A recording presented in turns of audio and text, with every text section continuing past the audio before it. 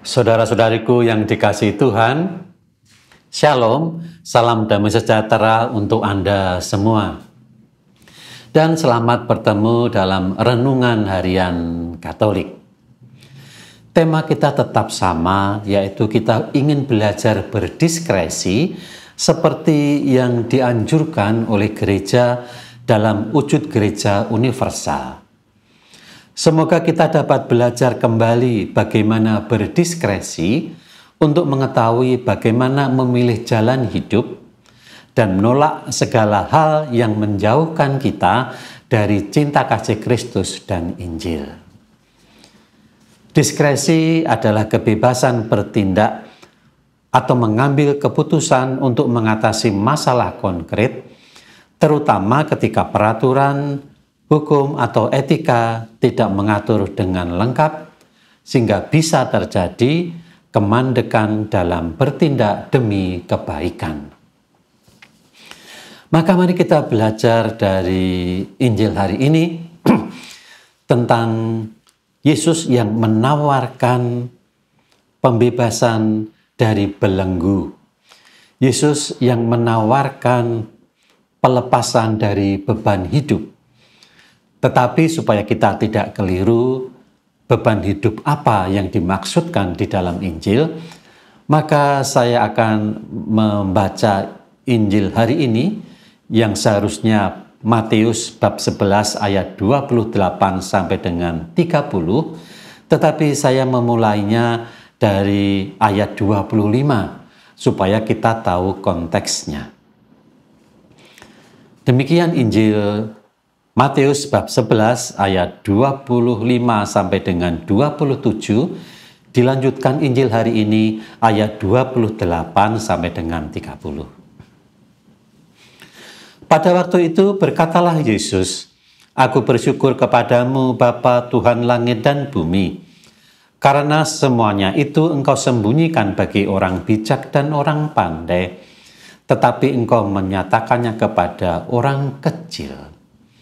Ya Bapa, itulah yang berkenan kepadamu. Semua telah diserahkan kepadaku oleh Bapakku, dan tidak seorang pun mengenal anak selain Bapa, dan tidak seorang pun mengenal Bapa selain anak, dan orang yang kepadanya anak itu berkenan menyatakannya." Injil hari ini. "Marilah kepadaku semua yang letih lesu dan berbeban berat. Aku akan memberi kelegaan kepadamu. Pikulah kuk yang kupasang dan belajarlah padaku, karena aku lemah lembut dan rendah hati, dan jiwamu akan mendapat ketenangan. Sebab kuk yang kupasang itu enak, dan bebanku pun ringan." Maka apa yang kita lihat ternyata dalam konteks Injil ada subjek, yaitu mereka yang letih lesu dan berbeban berat.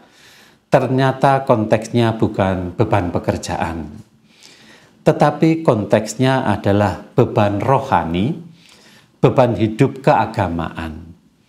Maka istilah yang dipakai Yesus adalah kuk, atau lengkapnya kuk perhambaan. Apa itu kuk perhambaan? Yaitu istilah yang sering digunakan dalam konteks agama Kristiani untuk menggambarkan kondisi di mana seorang terikat pada sesuatu yang membelenggu atau membatasi kebebasan rohaninya. Istilah ini dapat diartikan sebagai perbudakan, belenggu, atau kuk yang dipasang, yang akhirnya menghambat seseorang untuk bertindak dengan bebas sesuai dengan kehendak Tuhan untuk mencapai kemerdekaan spiritual. Mari kita lihat bagaimana diskresi yang diberikan dalam Injil. Ada tujuan, yaitu Yesus mengajak mengganti model hidup keagamaan yang begitu ketat, membelenggu, membuat orang tidak bebas dalam mengekspresikan hidup rohaninya. Maka Yesus berkata, "Pikulah kuk yang kupasang dan belajarlah padaku. Yesus ingin mengganti model hidup keagamaan yang begitu berat, penuh beban dan aturan. Namun sekaligus kita juga harus realistis, ada hukum yang sedang berlaku. Hukum Yahudi dengan Taurat serta adat istiadatnya yang berat, yang rinci. Tetapi orang Yahudi tetap harus melakukannya supaya apa? Supaya memperoleh keselamatan dunia dan akhirat. Namun juga ada kondisi yang berlaku. Beban hidup keagamaan Yahudi memang terasa berat. Lalu bagaimana Injil menawarkan kepada kita suatu hukum yang baru? Hukum Yesus adalah hukum perjanjian baru yang berdasar pada hukum cinta kasih. Yesus menawarkan hukum cinta kasih, itulah yang kita pilih daripada hukum keagamaan yang begitu berat, ketat, dan membelenggu sehingga justru orang tidak bisa mengungkapkan hidup religiusnya dengan gembira. Apa relevansi diskresi untuk kita sekarang? Hidup keagamaan bisa menjadi berat karena adat istiadat dan tata aturan yang terlalu kaku dan ketat. Saudara-saudaraku, Yesus tidak meniadakan hukum Taurat. Ia menentang adat istiadat Yahudi yang mengacu pada hukum Taurat juga loh. Namun, adat istiadat itu bisa keliru dan memberatkan karena tafsiran yang tidak sesuai dengan kondisi manusia. Itulah yang mau didiskresikan. Contoh, kritikan Yesus. Bukan yang masuk ke dalam manusia yang menajiskan, yang haram, tetapi yang keluar dari hati manusia itulah yang najis, yang haram, yaitu kebencian, sumpah serapah, iri hati, dengki. Contoh lain, pada hari Sabat, mana yang diperbolehkan? Menyelamatkan atau merencanakan yang jahat? Bukankah itu yang terjadi ketika Yesus mengajar pada hari Sabat?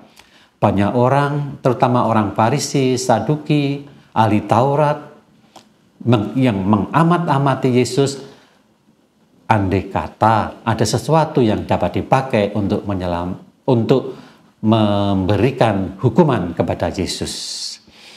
Maka pertanyaan Yesus, manakah yang diperbolehkan pada hari Sabat? Menyelamatkan atau membinasakan? Maka kritik hidup keagamaan hendaknya dilihat dalam konteks ini.